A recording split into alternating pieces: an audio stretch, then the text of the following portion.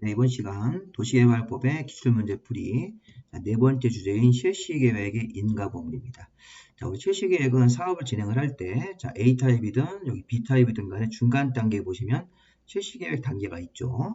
그러니까 실시계획으로 넘어올 때 이렇게 기간도 뭐 3년 같은 거 B타입에서, A타입에서는 여기도 3년, 다시 이제 순서가 A타입에서는 개발계획 수립을 하면서 시행자 지정을 먼저 하고, 두 번째 순서가 도시개발구역 지정, 3년 안에 실시계획 인가신청을 내야 된다. 인가신청 안 내면 검은색 3년 되는 날 다음 날에 도시개발구역 해제입니다. 자, 어쨌든 실시계획은 이 공사계획이라고 해요. 공사계획.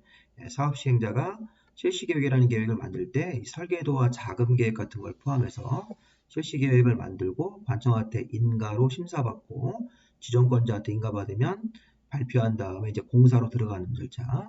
자, 이게 B타입일 때는 구형 먼저 하고 개발계획 시행자 나오고 개발계획 수립고시가 되고 나서 3년 안에 실시계획 인가 신청 이렇게 가는 거죠.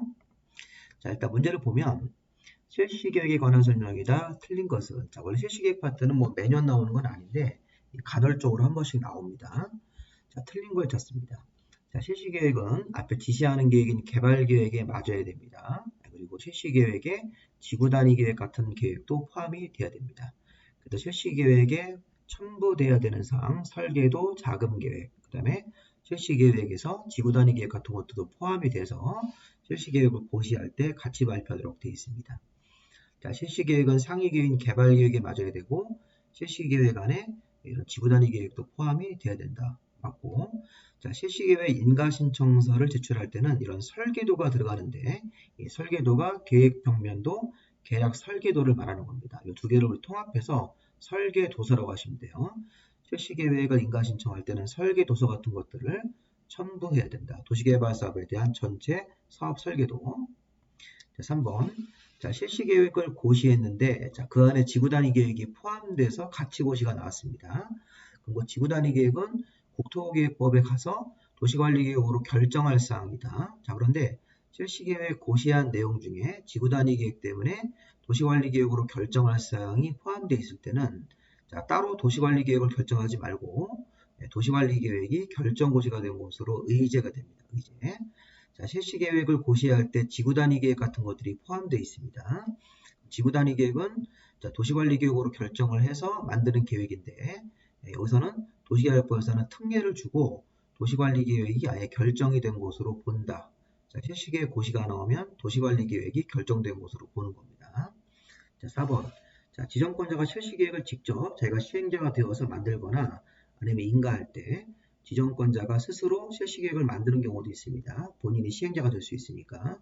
그럼 지정권자가 실시계획을 인가할 때는 관련 인허가, 다른 법에 있는 31가지 인허가를 같이 받기 위해서 미리 협의합니다. 그래서 협의가 되면 인허가 같은 것들, 다른 법에 있는 30여 가지 인허가를 같이 받은 것으로 이렇게 내주도록 되어 있습니다. 지정권자가 실시계획을 직접 만들거나 인가 같은 거 할 때는 다른 법에 있는 30가지 인허가를 같이 받기 위해서 미리 그쪽 행정기관들하고 업무 협의해야 됩니다. 그럼 협의가 들어가면 관계 행정기관의 장들은 20일 이내 의견서를 제출해야 됩니다. 20일, 60일이 아닙니다. 20일 안에 의견 제출 같은 게 없을 때는 협의가 성립이 된 것으로 간주하기 때문에 자, 이거 4번, 5번 지문 같은 거 우리 평상시에 안 보는 지문인데 실시계획을 직접 지정권자가 만들거나 인가할 때 다른 법에 있는 여러 가지 30여 가지 인허가를 같이 받기 위해서, 의제받기 위해서 다른 행정기관들하고 지정권자가 협의합니다. 그럼 협의청서가 이 관계 행정기관의 장한테 가면 20일 안에 의견을 제출해야 되고 20일 내 의견 제출이 없을 때는 협의가 성립이 된 것으로 간주하도록 되어 있으니까 20일 요거 정답이 5번이겠네요. 자, 2번 문제. 자, 실시계획 설명이다. 틀린 것은 자, 실시계획에는 지구단위 계획 같은 게 포함돼서 작성이 돼야 되죠. 자, 실시계획을 변경할 때도 변경인가인데 자, 이거 이제 경미한 변경 두 개만 체크하세요. 자, 사업 시행 면적을 100분의 10 범위 안에서 감소시키는 것. 자, 사업 면적 100분의 10 범위 안에서 감소 아니면 사업비를 100분의 10 범위 안에서 증감시킬 때. 자, 두 개를 우리 한번 외워보세요. 자, 사업 면적은 100분의 10 범위 안에서 감소만 경미한 변경으로 변경인가를 안 받는 겁니다. 이거 같은 경우는 지금 2번이 답인 게 변경인가를 받아야 된다가 아니라 변경인가를 받지 않는 항목입니다. 2번이 좀 틀렸습니다. 자, 우리가 실시계획을 인가받고 변경을 할 때도 변경인가인데 사업 면적을 100분의 10번면 해서 감소시킬 때는 경미한 변경이므로 변경인가를 안 받고 처리한다. 자, 하나 더. 자, 사업비. 자, 사업비를 100분의 10번면 해서 증가, 감소 둘 다입니다. 자, 사업 면적은 감소만 들어가는 건데 사업비는 100분의 10번면 해서 증감할 때 변경인가를 받을 필요가 없습니다. 그래서 변경인가 안 받는 거 저희 요약집 74페이지 보시면 나옵니다. 여러분들 따로 가지고 계신 요약집에서는 실시계획 파트를 찾아보시고요. 자, 그다음에 3번. 지정권자가 실시계획을 작성하거나 인가할 때는 하급자 의견을 듣습니다. 그래서 우리 지정권자가 시도지사가 지정권자하면 시군구청장 의견을 들어서 실시계획을 인가해 주는 거고, 만약에 국토부 장관이 지정권자면 시도지사나 대도시 의견을 들어서 의견 내주는 겁니다. 정답은 2번 나왔고요. 자, 3번. 자, 실시계획에는 설계도, 자금계획, 사업시행 기간 같은 것들을 명시하고 첨부해야 됩니다. 자, 실시계획을 고시를 했는데 그 안에 지구단위 계획 같은 게 포함돼서 같이 고시가 나옵니다. 그럼 실시계획을 고시했을 때 그 지구단위 계획 고시가 같이 나오면 자, 도시관리계획이 결정된 것으로 보고 그리고 도시관리계획 결정된 사항은 도시관리계획이 결정된 것으로 보는 거죠. 이렇게 실시계획 고시했는데 그 안에 지구단위 계획이 포함되어 있습니다. 그럼 지구단위 계획이 같이 고시가 나오는 거예요. 그럼 그 지구단위 계획은 국토법상 도시관리계획으로 결정할 사항이므로 자, 따로 도시관리계획을 결정하지 말고 도시관리계획이 결정된 곳으로 본다 이렇게 의제를 해서 처리하도록 되어 있죠. 절차를 이제 간단하게 진행하기 위해서. 정답은 우리가 2번으로 보시면 되겠습니다.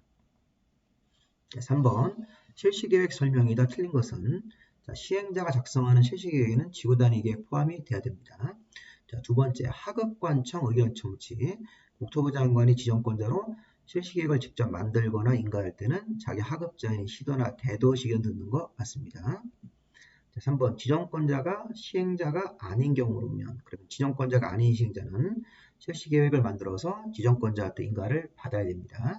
만약에 지정권자가 스스로 시행자가 되었을 때는 실시계획을 작성만 합니다. 인가 안 받고 자, 지정권자가 스스로 시행자가 됐을 때는 실시계획을 작성한 다음에 바로 고시하는 거고 지정권자가 아닌 시행자는 실시계획을 만들어서 지정권자한테 인가를 받고 그 다음에 고시로 가야 되는 거죠.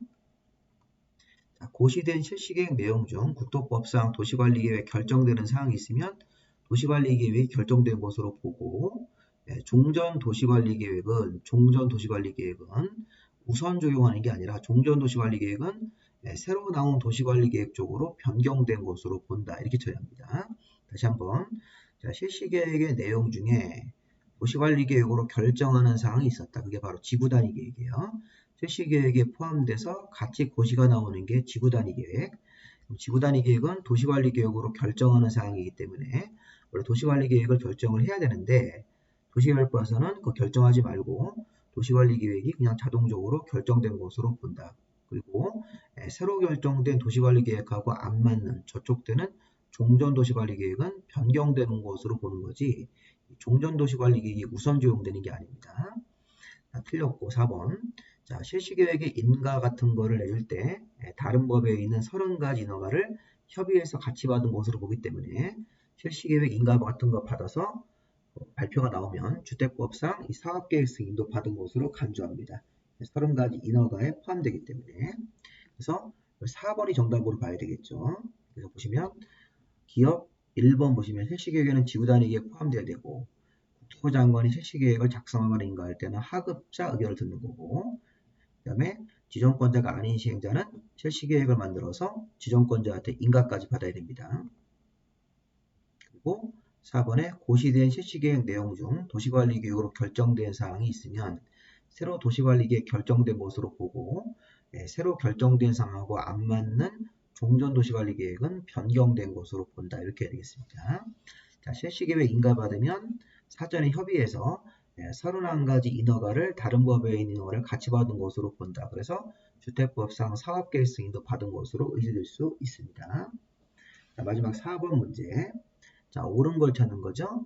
자, 지정권자인 국토부 장관이 실시계획을 직접 만들거나 인가할 때는 자기 하급자인 시도나 대도시견입니다. 자, 시군구청장 의견이 아니라 국토부 장관이 실시계획을 직접 만들거나 인가하는 경우에는 시도지사나 대도시 의견 이렇게 해야 됩니다. 1번 틀렸고. 자, 2번. 자, 환지 방식으로 사업하는 구역에서 지정권자가 실시계획을 직접 만들었을 때는 사업의 명칭이나 목적은 등기소에 통보하지만 도시관리계획 결정 내용은 등기소가 알 내용이 아니기 때문에 통보하지 않습니다. 자, 이거 굉장히 어려운 질문입니다. 자, 실시계획을 자, 여기 작성을 해서 지정권자가 스스로 시행자가 되어서 실시계획을 만들었을 때 사업의 명칭이나 목적 같은 것들을 등기부에 표시하라고 등기소에 알려준다, 통보해주지만 도시관리계획으로 결정하는 사항 같은 것들은 등기소의 통보사항이 아니기 때문에 이것 때문에 틀렸습니다. 도시관리계획으로 결정할 사항은 등기소에 통보하지 않습니다. 이건 기본소에 보시면 나오는 내용입니다. 제거 요약집에는 없어요. 이런 세부적 사항들은. 자, 4번에 실시계획을 인가할 때 이 하수업법상 공공하수도 허가에 관해서 미리 이렇게 협의하면 이런 허가를 받은 것으로 간주하는 거죠. 실시계획을 인가할 때 사전에 협의하면 31가지 인허가를 같이 받은 것으로 보기 때문에 이 공공하수도가에 관한 공사시행 허가를 받은 것으로 봅니다. 자, 4번 우리 앞에서 사업 시행 면적을 100분의 10 범위 안에서 감소되는 경우만 변경인가를 안 받는 사항이니까 100분의 20이 감소되면 변경인가를 받으셔야 됩니다. 정답은 3번으로 봐야 되겠네. 옳은 거니까. 자, 이거 1년짜리 변경사입니다. 구역 지정고시로부터 1년 안에 실시계획 인가 신청 안 하면 시행자를 변경할 수 있으니까 1년. 정답은 3번이 옳은 겁니다. 자, 여기까지 마무리하시고 다음 강의는 수용 방식, 사용 방식, 그 다음 강의는 환지 방식으로 문제를 풀어보시면 도시계획법이 마무리가 되겠습니다. 여기까지 마무리하겠습니다.